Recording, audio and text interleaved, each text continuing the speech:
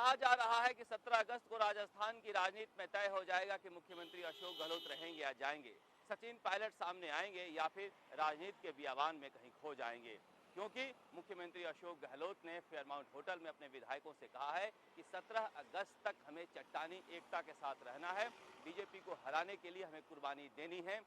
17 अगस्त को जिस तरह के विधायक मांग कर रहे थे कि फ्लोर टेस्ट करा के इस झंझट से मुक्ति पाया जाए, तो अशोक गहलोत ने कहा कि सब कुछ होगा, 17 अगस्त का इंतजार कीजिए आप। यानी साफ साफ संकेत दिए हैं कि 17 अगस्त को मुख्यमंत्री अशोक गहलोत अपनी सरकार की तरफ से विश्वास मत पेश कर सकते हैं और उस दिन वोटिंग किया जा सकता है। अगर वोटिंग होता है, अगर मुख्यमंत्री अशोक गहलोत 101 से ज्यादा विधायकों के साथ अपना सिक्का मनवाते हैं तो अशोक गहलोत का जादू चल निकलेगा।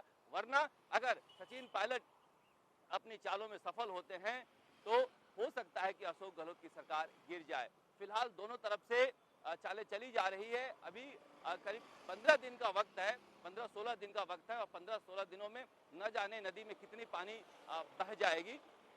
लेकिन फिलहाल जिस तरह से कल कहा गया कि जब राज्यपाल ने विधानसभा का सत्र बुला लिया तो मुख्यमंत्री अशोक गहलोत बेहद उदार हो गए थे और विधायक दल की बैठक में उन्होंने कहा कि आप लोग घबराइए मत कि त्योहार आ रहा है और परिवार को मिस करेंगे, आप लोग यहीं बुलाइए अपने परिवार को और ईद हो, जन्माष्टमी हो, रक्षाबंधन हो, इसी 5 सितारा होटल में परिवार के साथ आप त्योहार मनाइए।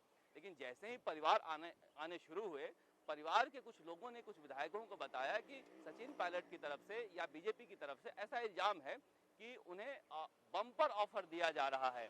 यह सुनते ही अशोक गहलोत विधायक दल की बैठक में बोलने लगे कि आप परेशान मत होइए, जितना नुकसान आपका हो रहा है हम ब्याज समेत लौटाएंगे। जो धमाका ऑफर सचिन पायलट या बीजेपी के ग्रुप की तरफ से आना बताया जा रहा था, उसे डबल धमाका यानी बम्पर ऑफर मुख्यमंत्री अशोक गहलोत ने दे दिया। लेकिन इस बम्पर ऑफर के देने के बावजूद अशोक गहलोत इस बात को लेकर डरे रहे कि कहीं ऐसा तो नहीं है कि उनकी जमीन के नीचे कोई धमाका हो जाए।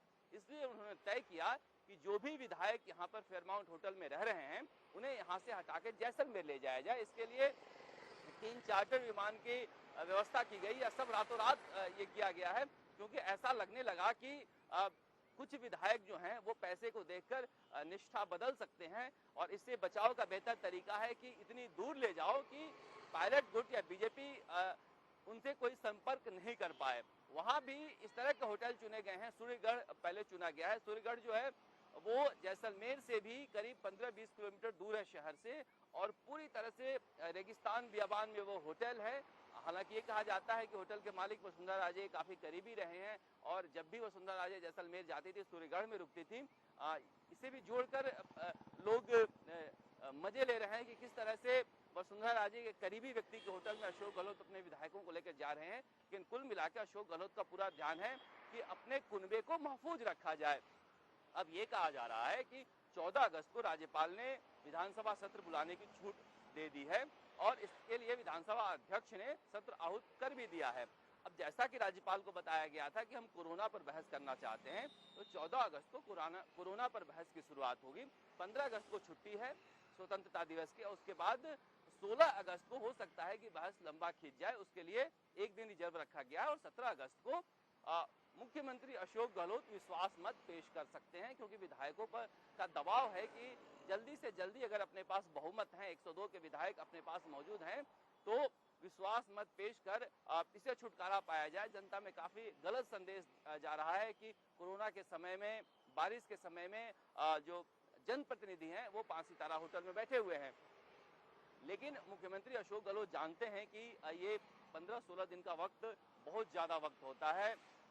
ये देखना दिलचस्प होगा कि क्या इन 15 दिनों में द्रव्यवती नदी की तरह जो राजनीति है, राजनीति का पानी है वो ठहरा रहेगा या चंबल की तरह इन 15 दिनों में राजनीति का पानी बहुत ज्यादा बह जाएगा। ये सब कुछ निर्भर करता है कि सचिन पायलट और बीजेपी की जो रणनीति है वो कितनी कामयाब होती है, कितना सेंध लगा पाते हैं।